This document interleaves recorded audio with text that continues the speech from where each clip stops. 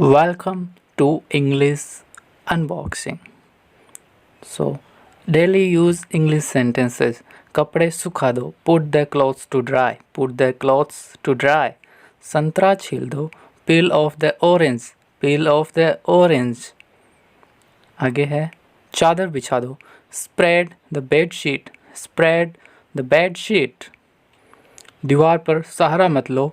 Do not lean against the wall. Do not lean against the wall. दिमाग से काम लो. Use your brain. Use your brain. खाना लगा दो. Serve the food. Serve the food. मुझ पर एहसान मत करो. Do not favor me. Do not favor me. बहाने मत बनाओ. Do not make excuses. Do not make excuses. मेरे कंधे पर अपना सिर मत रखो. Comment in the comment box.